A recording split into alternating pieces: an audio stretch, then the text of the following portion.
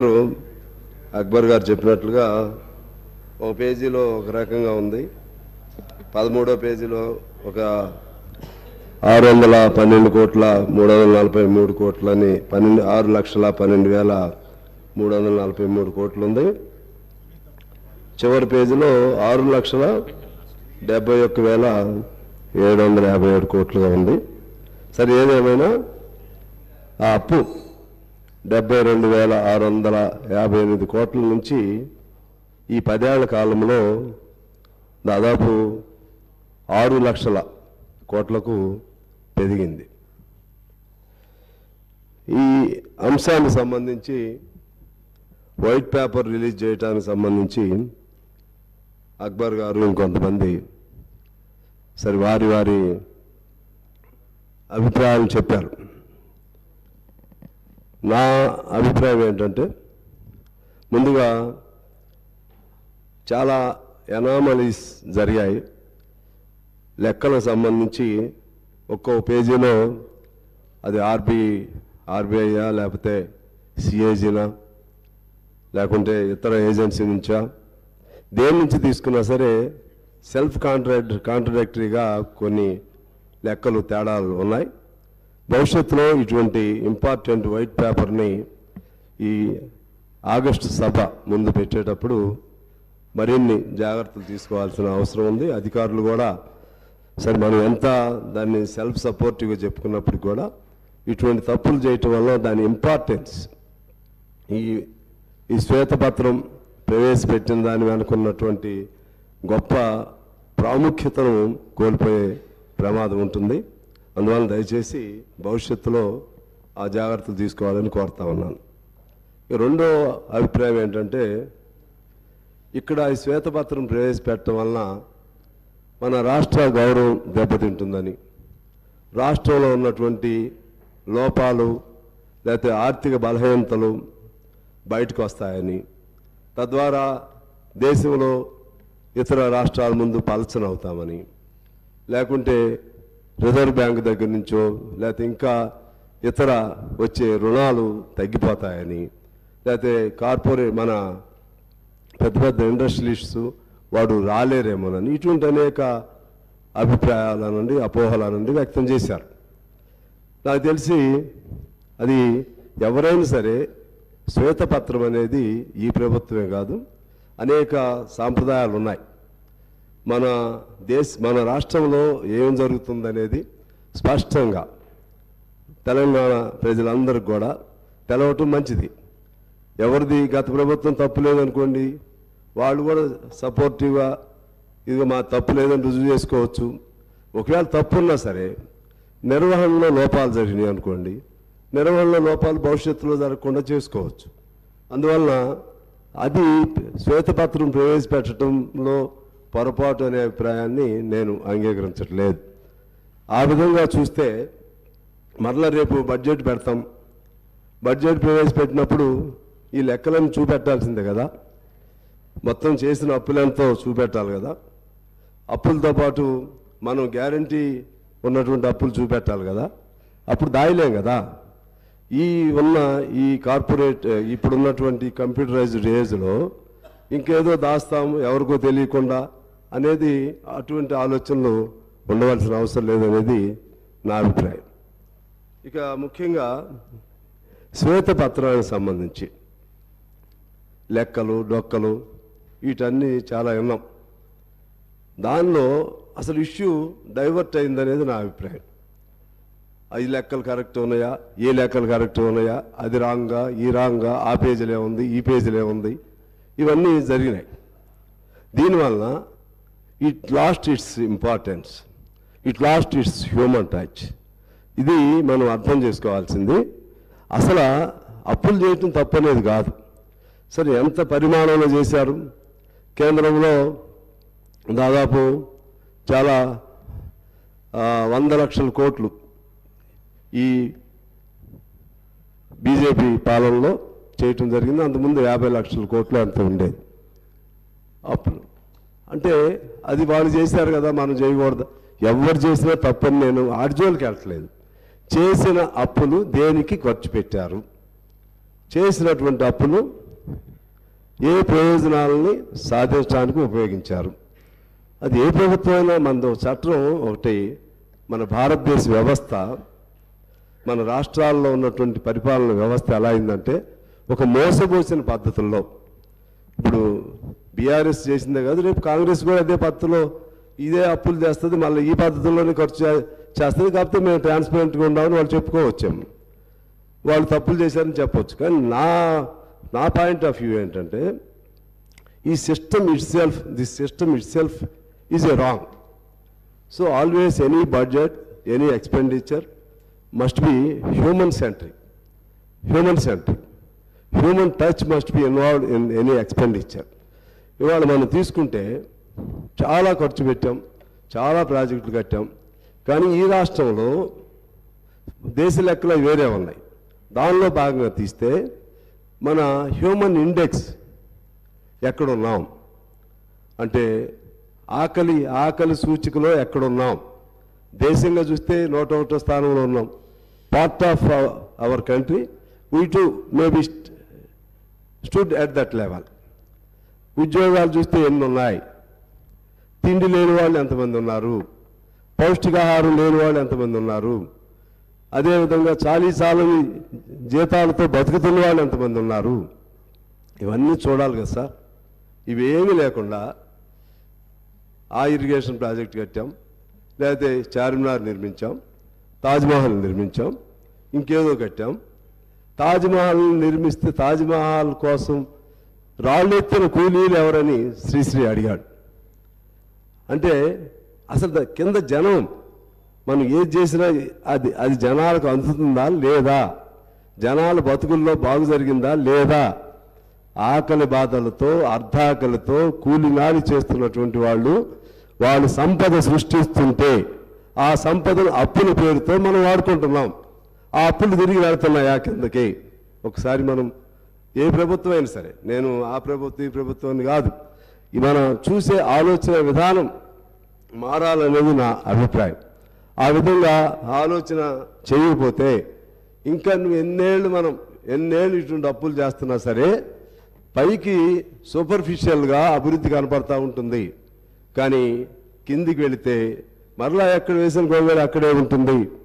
మనం ఒకసారి చూసుకుంటే ఆకలి చూసి చూడండి, అదేవిధంగా మానవ జీవన విధానం చూడండి, లేకపోతే జీవన పరిణామాలు చూడండి, ఎక్కడ చూడండి మన పరిస్థితులు ఇలాగే ఉంటున్నాయి.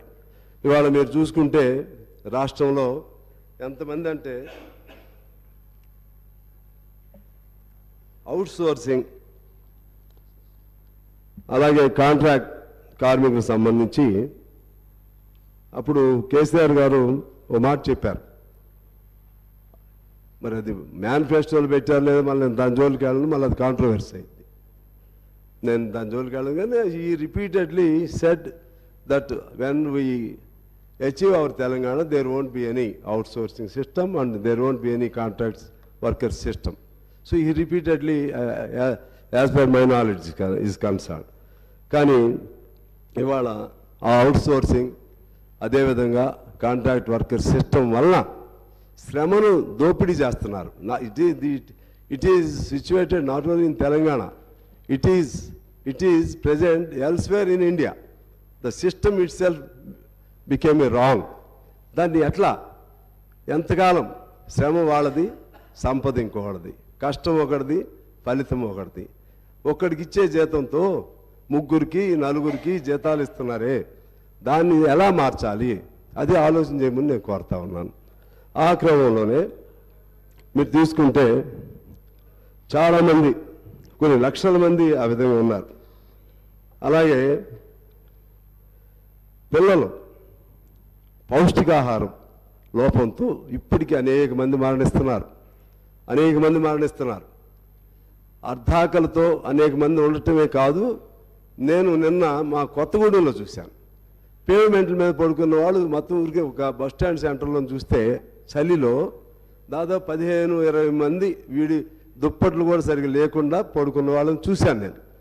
ఇలా లెక్క తీస్తే ఈ రాష్ట్రంలో తిండి లేక, లేకపోతే ఇంటి గూడు లేక, చలిలో వర్షంలో తడుస్తూ చలిలో వణుకుతూ ఎంతమంది ఉన్నారో ఒకసారి లెక్క తీయాలి. అదేవిధంగా గ్రామాల్లోకి వెళితే సొంత ఇల్లు లేని వాళ్ళు ఎంతమంది ఉన్నారో లెక్క తీయాలి.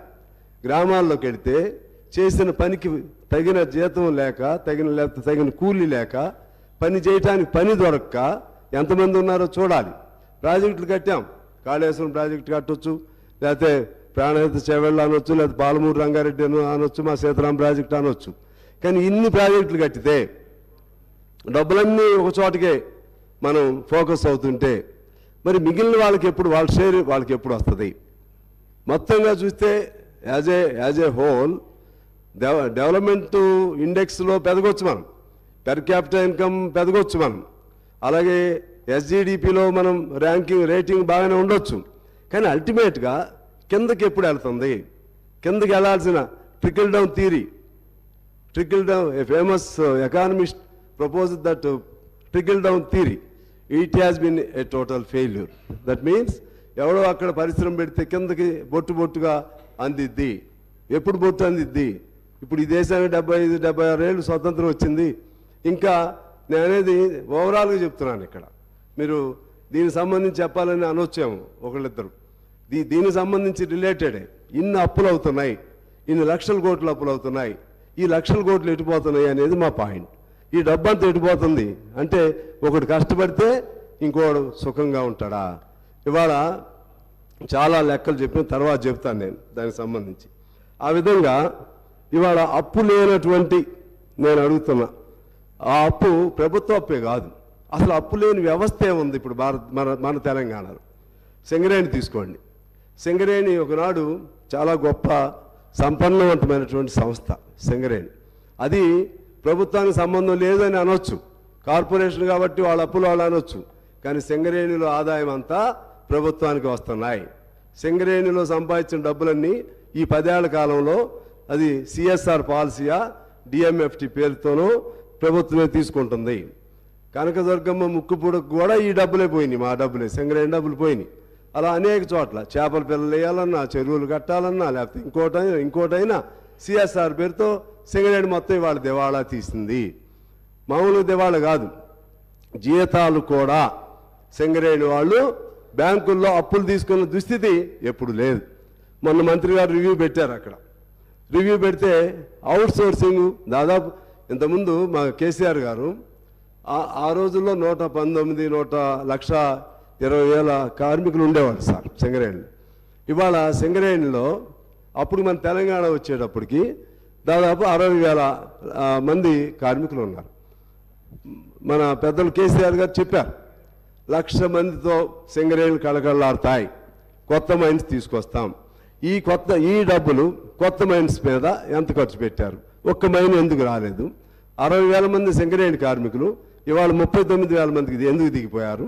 అది అనేది ఒక కేసీఆర్ గారు లేకపోతే ఆ పాత ప్రభుత్వాన్ని కాదు, మొత్తం వ్యవస్థ మన ప్రయారిటీస్లో తేడా రావటం వల్ల అది ఉపయోగం జరగట్లేదు అనేది నా పాయింట్. ఇవాళ దాదాపు పర్మనెంట్ కార్మికులు ఎంతమంది ఉన్నారు? సింగరేణి కార్మికులు అంతమంది ఉన్నారు. జీతాలు బ్యాంకుల్లో తీసుకొస్తున్నారు. అది సింగరేణి ఆ విధంగా పేపర్ మీద మాత్రం ఉంటుంది, డిపాజిట్స్ ఉన్నాయి, ఆస్తులు ఉన్నాయి, లెక్కలన్నీ ఉన్నాయి. మరి జీతాలు ఎందుకు అప్పులు తీసుకురావాలి బ్యాంకుల్లో? సింగరేణి అవుట్, ఆర్టీసీ అవుట్, మన పవర్ సెక్టార్ అవుట్. ఇట్లా ఇందాక ఉత్తమ్ గారు చెప్పారు, అది మన సివిల్ సప్లైస్ అది అవుట్. అన్ని అప్పులే, అన్ని కార్పొరేషన్లు అప్పులే. అది గవర్నమెంట్ సంబంధం లేదన్న పాయింట్ అది కాదు. అవన్నీ కూడా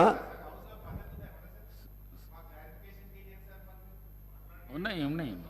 సాంశివరావు గారు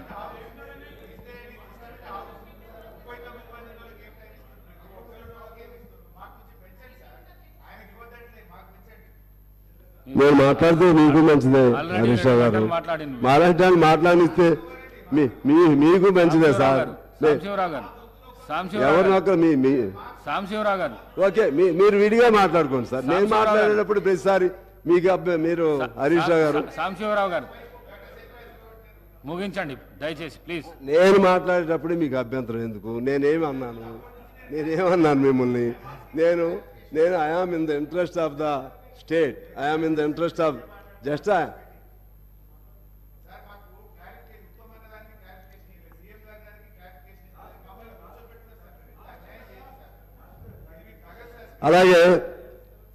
అధ్యక్ష, ఇవాళ మనం చూస్తే సింగరేణి, జన్కో, హోంగార్డులు అతి తక్కువ శాలరీస్, సాంబశివరావు గారు కోర్టు కొద్దిగా తొందరగా ముగించండి. అయిపోవాలి అప్పుడే సార్. ఇప్పుడు నేను మొదటే మిమ్మల్ని రిక్వెస్ట్ చేశా, బిగినింగ్ డేనే. నేను ఒక్కడే ఉన్నా, మా వాళ్ళందరిది అన్ని కమ్యూనిస్టుల తరపున, అంత పేదవాళ్ళ తరపున, అంత కార్మిక వర్గం తరపున ఎక్కువ మాట్లాడేది నేను ఒక్కడే సార్. అందుకని కాస్త నాకు టైం ఇవ్వండి దయచేసి. నేను స్పెసిఫిక్గా మాట్లాడుతున్నా. అలాగే ఇవాళ ఈవెన్ జర్నలిస్టులు, పేద జర్నలిస్టులు చాలామంది ఉన్నారు. వాళ్ళకి సంబంధించిన పాలసీ లేదు. ఇక్కడ మన అసెంబ్లీలో అవుట్ సోర్సింగ్తో పనిచేసే వాళ్ళు కొన్ని వందల మంది ఉన్నారు. వాళ్ళని పట్టించుకునే వాళ్ళు లేరు. వ్యవసాయ కార్మికులు వేలాది మంది ఉన్నారు.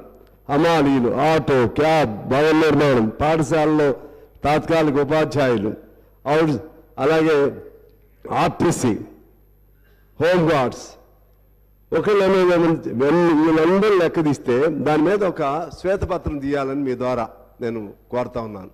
హమాలీలు కానీ, అసంఘటిత రంగం కానీ, ఇటువంటి క్యాబ్ డ్రైవర్లు కానీ, వాళ్ళ బతుకులు బాగు చేయగలిగితే తెలంగాణ బాగవుతుంది అనేది నా అభిప్రాయం. ఈ పెట్టే అప్పుల్లో కొంత వాళ్ళకి కంట్రిబ్యూట్ చేస్తే వాళ్ళ బతుకులు బాగవుతాయనేది నేను కోరుకుంటూ ఉన్నాను. అలాగే ఆశ, గ్రామ పంచాయతీ, అంగన్వాడీ, మున్సిపల్, ఇటువంటి వాళ్ళందరూ ఒకవేళ మధ్యాహ్న భోజనం వాళ్ళకి సార్ నెలకు 1000 రూపాయలు జీతమా మధ్యాహ్న భోజనం, మిగిలిన వాళ్ళకి 6000 నుంచి 9000 రూపాయలు నెల జీతమా, కొంతమందికి 13,000 రూపాయలు నెల జీతమా, మరి కొంతమందికి 7,500 నెల జీతమా. వాళ్ళందరూ కష్టపడుతూనే ఉన్నారు. వాళ్ళందరూ కష్టపడుతున్నప్పుడు ఆ డబ్బులు వాళ్ళు మాత్రం మనుషులే కదా సార్. మిగిలిన వాళ్ళు ఎలాగో వాళ్ళు కూడా కాకపోతే చదువులను బట్టి, టెక్నికాలిటీస్ని బట్టి కొద్ది వేరియేషన్ ఉండొచ్చు. కానీ వేతనాలు అంతంత తక్కువ చేయటం వల్ల ఆ విధంగా ఈ డబ్బులన్నీ కొద్ది మంది చేతుల్లోనే ఫోకస్ అవుతున్నాయి అనేది మా పాయింట్.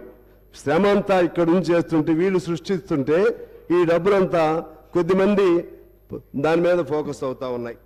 దీని మీద నా అభిప్రాయం ఏంటంటే ఇది ఎక్కడో దీన్ని కల్ప్ చేయాలి, దీన్ని అరెస్ట్ చేయాలంటే ఎలా? అసలు ఈ ఆస్తులు కొద్ది మంది చేతుల్లో ఎంతెంత పెరిగినాయి. పేదవాడిగానే ఉండగా ఒక్కొక్కళ్ళు ఓవర్ నైట్ తెల్లవారేసరికి లక్షల కోట్లు లేకపోతే వేల కోట్లు, 100 కోట్లు ఎలా సంపాదిస్తున్నారు. అందులో రాజకీయ నాయకులు, ప్రధానంగా రాజకీయ రంగంలో ఉన్నటువంటి వాళ్ళు ఇటువంటి అపవాదుల్ని మనం చూస్తూ ఉన్నాం. 100 కోట్లు రాజకీయ నాయకులు సంపాదిస్తున్నారు. ఇంకా కొద్దిగా అటు ఇటుగా పెద్ద ఆఫీసర్స్ సంపాదిస్తున్నారు. ఇంకా కార్పొరేట్ సంస్థలు వాళ్ళు కట్టేదేమో ట్యాక్స్ తక్కువ, బాగా వాళ్ళకి వేల కోట్లు లాభాలు. ఈ విధంగా అసమానతలు, అంతరాలు పెరుగుతూ ఉంటే దీన్ని ఎక్కడ కంట్రోల్ చేయాలో ఆలోచన చేయాల్సిన అవసరం ఉంది. ఈ క్రమంలోనే నేను మీకు ఒక ఆక్స్ఫామ్ నివేదిక ప్రకారం ఇండియాలో 1% ప్రజల చేతుల్లో దాదాపు 50% సంపద ఉంది. 1% ప్రజల చేతుల్లో. మిగిలిన